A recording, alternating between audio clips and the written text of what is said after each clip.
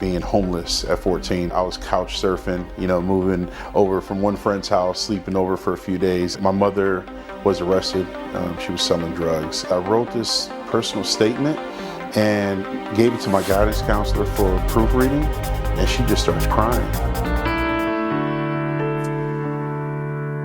Now I'm on a private airplane. I'm being picked up by limousines, right? We're eating at the finer restaurants. What does it look like inside a limousine? Listen, it was incredible. Leather seats. Show me your friends and I will show you your future. That's right. Some of the friends that I was hanging out with that year that I stayed back, to this day, a few of them are murdered. They were killed, and one is facing double homicide in prison. 14, and you were homeless, and you had to literally fend for yourself. It's the reason why I'm called to the younger generation. Welcome to M-powerTV, where we leave a legacy of hope through conversations that uplift, educate, and inspire. Listen to incredible stories of people who overcame challenges and barriers. Celebrate victories, learn from setbacks, and push forward together. Want to be empowered? Let's go. Hello and welcome to the show. My name is Lorna Grayling and I will be your host. Today I'm sitting with Lauren Wilder. He is sharing his story all around the world on E-News, Good Morning America. He is famous, and I can't believe he's sitting in my studio. Lauren, thank you so much for joining us today. We really appreciate you. Thank you. It's an honor to be here. And I'm really excited to sit down and talk and really just fellowship with you today. Lauren, you're a phenomenal person. When I met you the first time, I could just see there was something different to you, like deeper, like you have this incredible calling upon your life.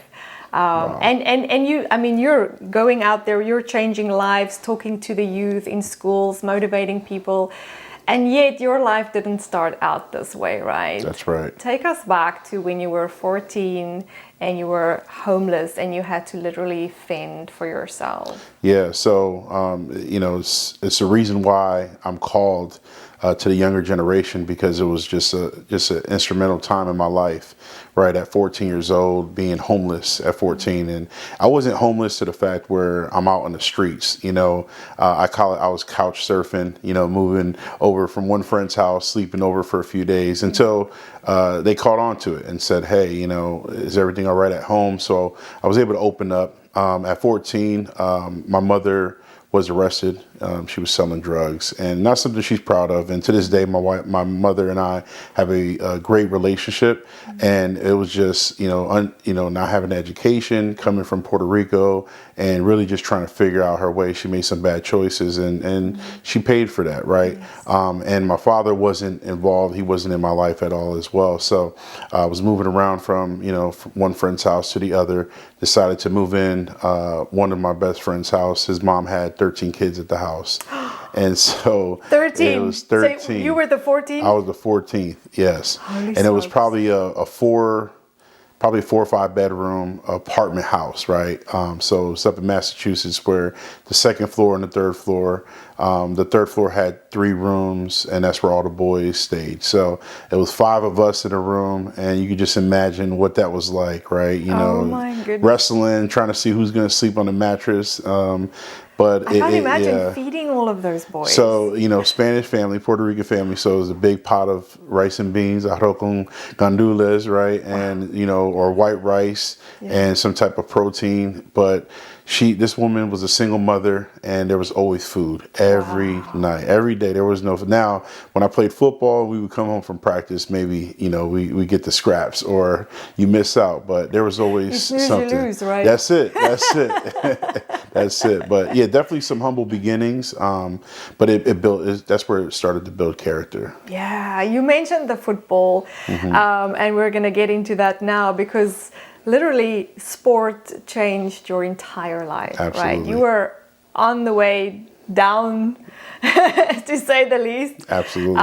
Having the wrong friends. I know you have a saying that says, show me your friends and I will show you your future. That's right. What would your future have looked like if you had stayed with those friends? So, and what kind of friends were they? So, a lot of friends that, they call them at risk, right? We're at risk. And I like to call it today at promise. But they were, we're at risk, single family homes, parents aren't there to really raise you and whatnot. So the friends that I was hanging around with at the time, weren't the best influencers, right? So I kind of led the pack, if you will. However, I stayed back in the 7th grade, and that really changed my future. And I didn't realize it at the time. I thought being held back, people were making fun of me, like, oh, you stayed back, what happened? The worst thing that can happen to a teenager, right? Wow. I'm already dealing with issues at home. Obviously with my mom at this time, she wasn't in jail, but she wasn't at home. She wasn't, present and whatnot. So, just fast forward, when I stayed back, I ended up playing football. My mother said, you got to do something to get your act right. Got into football, and the football coach became a mentor. It was a African-American male, looked like a father figure, if you will. And he was pretty much the team's father for those that didn't have any fathers. And what changed my life is he showed up at my school one day. Wow. And he went there because my mother said he's acting up in school again, and can you just say something? Well, he didn't just say something; he showed up. Oh. And I was embarrassed, right? And then after practice, he made me run extra miles, right? And so that's where the discipline began to take place. But then he really started to teach me character, right, and how to be outside of football, and really developed that character and became a father figure. And then ultimately when I went to high school, I had a football coach there that was like the same, so that really changed my life. And that's when I was, introduced to the opportunity to go to college.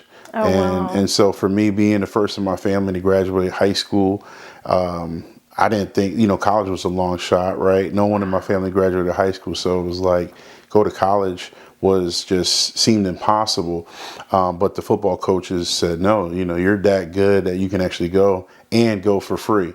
So I heard free, and that, and that was for me, and I was all in. I was all in. Goodness. Yeah, so that's what kept me, motivated and really off the streets. But it was going down the wrong path. Some of the friends that I was hanging out with that year that I stayed back, to this day, a few of them are murdered. They were killed, and one is facing double homicide in prison. He'll be spending the rest of his life in jail. And another gentleman, at 17, he spent 10 years in jail for drug dealing. So if I would have stayed around that crowd, obviously that was what the future was looking like. But thank God for football, and I was able to find a different path. I love that, and I love the fact that that he showed up, right? For sure. A mentor, a person that could show you, because really that's all it takes, right? Is to come alongside a child and to mentor them and to show them, and that's what fathers are supposed to do. But I feel like fatherless homes, that's something that's almost everywhere today, Right? and yet that is kind of the root cause of most kids that end up on the wrong side of life, is just because they don't have that mentorship or that father. Yeah. I love that sport brought that to you. Right. My dad is very much into sport as well, and sports stories. He always used to work at the Olympic Games as a radio commentator. And he recently wrote a book about the Olympic Games, but about people and the athletes in the games and what they overcame to be there. Wow. And their stories are phenomenal, and how sport actually literally changed their lives, right? It is so powerful. I love it. So, that is not even close the end of your story. You got this free scholarship. But Bill Cosby, famous actor, actually read about you. Right. Tell us a little bit how that happened. And he also took you under his wing, Right, which right. is quite amazing, right? Yeah, God so, really yeah. had his hand on you. Listen, ordered every step, and you hear the word provision. Wow. And literally provided people in my life at certain seasons and times of my life. So this is fast forward into my senior year. I was accepted into seven colleges and had football scholarships. So I was going to school for free, as my coaches said. Hey, do the right thing, play football, keep doing what you got to do, get in the right grades, and you do the right thing. So then my senior year, that house that I was talking about, we got a little too crowded. We're 17, 18, 19-year-olds, right? Goodness And, you got me. girlfriends. And so there'll be times when you go to the room, the door's locked, give me a couple hours type of situation. So at 17, I decided to get my own apartment. I was grateful to be able to do that because I went to a vocational school. So 1 week I'll be in school, the next following week I'll be working. And that gave me some money in my pocket. Also I had 2 jobs in high school, which all my friends were like, you're crazy, right? So I was making some decent money, and I was looking at opportunities to renting an apartment. So 2 of my other friends that were in similar situations decided, hey, let's go in and get a 3-bedroom apartment. And so we did, and we got the apartment. And when I was going to college, the thing you have to do is write a personal statement.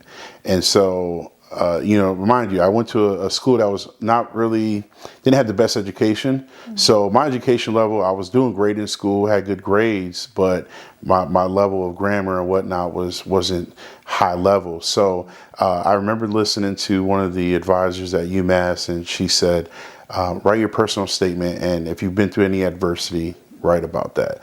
So afterwards, it's lunchtime, and I went up to her and I said, ma'am, you use this word adversity. Like, what is that? What does that mean, What does right? that I didn't have a phone where I can Google it real quick. Right. So, back in the day. back in the day, we didn't have that. So she explained, she said, adversity, have you been through any challenges that you may have overcome? Write about that because it talks about your character. And at the time, I was embarrassed. I said, my mother's in jail, my father's not around.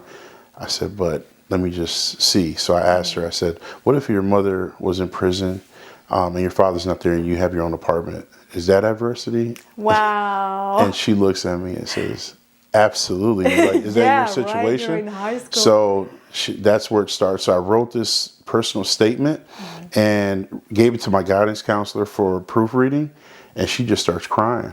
And she was embarrassed. She said, I'm the senior guidance counselor, and I didn't know your situation. Didn't even know, right? So we call those crack babies. And we're not talking about kids that grow with parents on crack. We're talking about those that slip through the cracks. Yes. Those that fall right in between, like you didn't even know that they were going through something, right? So we never know. Never know. You can never judge a book by its cover. Never, Right? You never. just don't know what someone is carrying inside. That's right. Yes. So she had a friend who worked at the newspaper, and I was working, and so she said, I see you in all these awards, getting all these scholarships and whatnot, and I heard you had your own place. So she decides to write an article about me and my roommates. And so when she does this, it was around the time when Ronald Reagan passed away. And so the front of the newspaper had his article in the front, and then mine was on the bottom. And at this time, Bill Cosby, who many people don't know, played for the Harlem Globetrotters. I didn't know this. I didn't know that. And so where I'm from in Springfield, Mass, we have the Basketball Hall of Fame. And so they were going to honor Bill Cosby. And by doing that, he wanted to honor 12 seniors that were graduating from high school. And they're reading my article and say, you need to read about these 2 young men. So once he does that, he does what he do. He got on the phone, reached out to the newspaper and said, I need to get in contact with these boys. And that's how it came about. And instead of going on a football scholarship, I went on a Bill Cosby scholarship. I know. Tell me about that. Like, what exactly? I mean, you had such a good time. Yeah, so it was very surreal, right? He's got such a good heart. He really does. And, Wow. and I tell people a lot of times, because obviously he's in the news and for whatever cases. And I said, listen, I wasn't there, but when I do a funny thing when I'm speaking with kids, I said, Bill Cosby created The Cosby Show. Yeah. He created Fat Albert. And then he created a show called A Different World. Yeah. And I said, he's in the paper and I wasn't there. I don't know. But one thing I do know is that he created a different world for me. For you. Because he gave me an opportunity to leave Massachusetts, go to a HBCU, which is a historically black college. And again, going back to my ignorance, he said, I want you to visit an HBCU. And I was like, where's that school at? Like, I didn't even know where it was. And so he said, no, it's a historically black college university. So we ended up going on this tour. And it was me and my buddy at the time. And when we get in the paper and they finally disclosed who it was, because at first they kept it a secret of who was paying for us to travel the country. Once it hit the front page of the paper, I started getting phone calls, Today Show, Good Morning America, and saying, hey, we're coming to Springfield. We want you to be on the show. And you're talking about someone who just a year ago was sleeping on the floor on a mattress with 5 other guys, right? And then here I am, fast forward a year later, I got all these opportunities. I mean, my life completely changed. Incredible. And so, yeah, it was just a blessing. It was a blessing. I went from hero to zero, but you went from zero to hero, right? Like, share, and subscribe to our YouTube channel to allow us to make more episodes and be inspired and empowered by incredible people. Lauren, I mean, it was like from zero to hero in no time, right? Right. But what was it like? Because I know you guys were, picked up by fancy cars, right? And taken into like fancy tell cars, us about that life. fancy cars, limousines. You know, Oh the my glamorous goodness. life. What does it look like inside a limousine? Listen, it was incredible. Leather seats, right? And you're driving to New York City, and they put us at the one of the famous Central Park hotels. I can't remember the name of it now. It's been 20 something years. However, but it was incredible, right? Because once again, you're talking about someone who barely got on an airplane to go anywhere. Now I'm on a private airplane. I'm being picked up by limousines, right? We're eating at the finer restaurants where some of the places I didn't even understand the menu. And this is when you're successful. Did you just pretend like you know? Oh, no, listen, again, I didn't fake it till I make it. I was straight like, hey, you got any fried chicken? Like, you got any catfish in here? But I didn't understand what was happening, to be honest with you, right? It was all surreal. I was just waiting for someone to pinch me and say, this isn't really happening, but it's not the case. So, we're just really enjoying this life. Everywhere we went, we became celebrities in our town, obviously going to a restaurant there at a local place, and don't worry about it. It's on us. And so I was just like, it was so amazing, but it was a blessing as well. And the hardest part of it all, though, is my mother was released from prison. And so she's hearing everyone talk about how she left me homeless and whatnot. But man, I just give a lot of credit to my mom, because if she didn't instill those characteristics in me at a young age, or told me how to survive, the entrepreneurial mindset that I have from her business, right? Even though it was a legal business, it still taught me a lot of skills. It sure is, right? So, and she was very successful at it, Until she got caught, right? Until she got caught. That's right. But, to see her, and the whole thing that happened, this is how God works. It's incredible. At the end of it all, she ends up getting hired at the prison to work with women who are incarcerated because of the story. And so God just works like that, right, in mysterious ways. Yes. But yes, we were living, it was definitely a good time. They call it 15 minutes of fame. I had a few years of fame, and it was just meeting people at the Basketball Hall of Fame that, that are famous was just incredible as well. Your sport career is phenomenal also. Tell us a little bit more about that. Yeah, so went on to play at Hampton University, very successful team that I played on. We won 3 MEAC championships, and so it was incredible to be on the team there, seeing players that went on to the NFL, and these are things, these dreams that you have as a kid of making it. See in the movies, right? You're starting to see. Yeah, you're starting to see that. Yeah. Now the one thing that impressed me too on getting on campus was just at a black college. A lot of people don't notice, but the black excellence, you hear about this all the time, where black attorneys, black doctors, they send their kids to Hampton University. So seeing a 17, 18, 19-year-old driving around in a BMW and Mercedes, you're kind of like, whoa. So it began to open up and say, there's more opportunities than just football, right? So that was incredible. But my high school career was my most successful, and got inducted into the High School Hall of Fame, back in Springfield, and so it was just incredible. But the skills that you learn as being a team captain, and you just transfer that over to life, being a leader, and so that was a big staple in my life. How did you stay on the, I want to say, straight and narrow? Because you're a phenomenal father. You're married to a beautiful, beautiful woman. You guys serve in the church. You're, I know you're in the worship band, right? Am I correct? So I'm the youth director in the youth ministry, Oh, and then the youth, and then my wife is the music director. She's in the music. Yeah. I remember.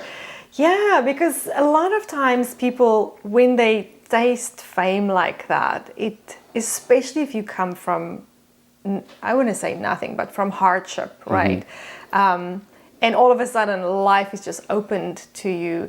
It can really also come with its own challenges, right? Yeah. How did you manage to steer the course and So end up in such a good place that's now? a great question, and in all honesty, it wasn't easy, right? So it started out with 2 of us, and then it ended up being 4 of us. My third roommate got brought on because his mother was like, why isn't he in the paper? And so she was like, just why is my Also son? wants the fame, right? Yeah. So I got in the plane, and he was only going to college because I convinced him. Again, we went to a trade school, so he wanted to go work in the electric department. And so I told him, that's going to be there. Let's go to college. So we were actually going to play football together in college. But then when Bill Cosby came, it took me out of that school. So I felt bad, and I got on the plane with Bill Cosby and said, hey, I appreciate this opportunity, but I got a friend, that I don't want to leave behind. He brought him on. Oh, wow. And then the 4th guy got brought on because when we were flying to school for football camp, he dropped us off and he starts crying. And Cosby's like, why are you crying? And he's like, my friends, he came from St. Vincent, a small island, Caribbean island. And he said, my friends are leaving me. I came here my 9th grade year. They brought me in and made me family.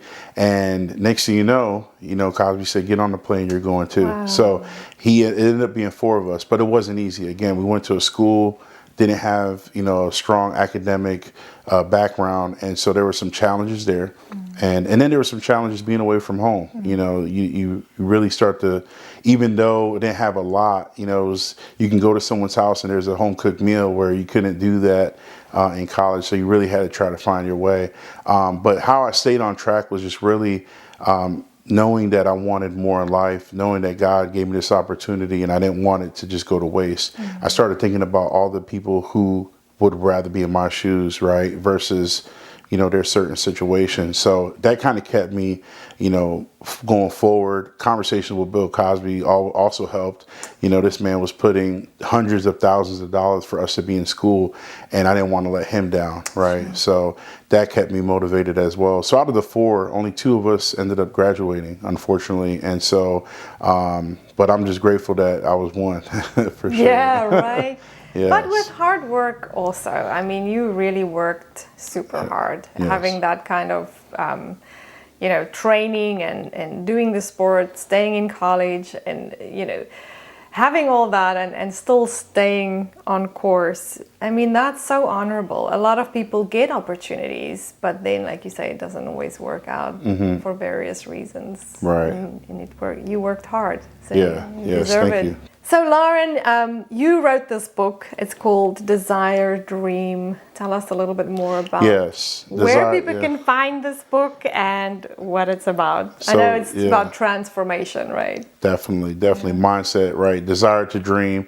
I wrote this book. Honestly, I left my Fortune 200 company I was working for, made a lot of money for the company in 2023, increased sales by $10 million. Like, God just really blessed me. I felt like whatever I touched prospered. And so the company decided to, change their their bonus payout structure. I didn't agree with it, so I decided to, walk away, go back. We were in Atlanta, Georgia, and my wife, and she was pregnant, and we had a son as well. So we were on baby number 2, and we decided to move back to Florida, get closer to her family, get closer to our church family. And so I was just sitting home and just I kept hearing, Spirit of God just telling me, you got to write this book. You've always talked about it, right? It's always been inside, but I knew it can help and impact others. And so I decided to write this book, Desire to Dream, because I think we all have desires. We all have dreams and goals. And I think life begins to suck that out of us. Yeah. And so I wanted to be able to share my story, but do it so that the reader is going on a journey as well, a journey for transformation, a journey that they can look at their own lives and see some of the events that took place that shaped them into who they are, but give them an opportunity to go back and discover their purpose, discover their talents and their gifts, and then create a plan of action so that they can go after what they want. So I was able to do that, and so now just been speaking in schools and churches and really sharing my story with them and giving them inspiration. So the book can be found in desiretodream.com, and you can go out and purchase it.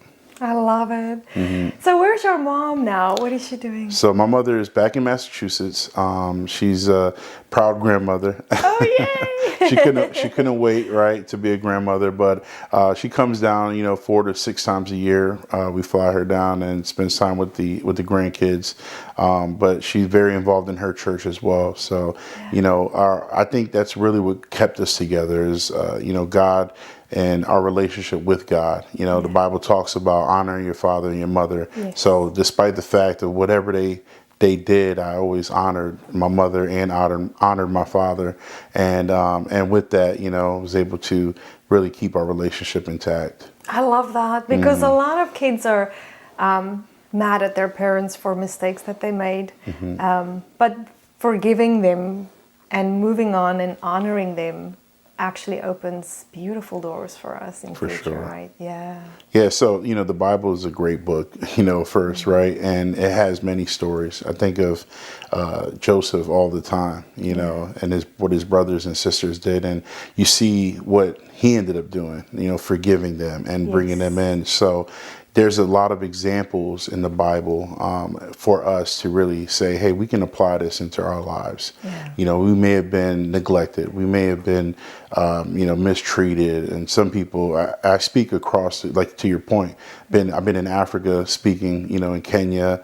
And so I've heard stories and I'm just like, oh my goodness, like their stories are sometimes worse than mine.